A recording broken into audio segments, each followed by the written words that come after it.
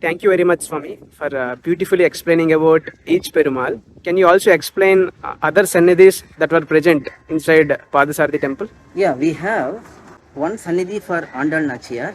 We have Sannidhis for many Alvars. When we come out from Venkatakrishnan Sannidhi, we will see in the side many Alvars are present and some Acharyas are also present there. Nammalvar has a separate Sannidhi outside the temple.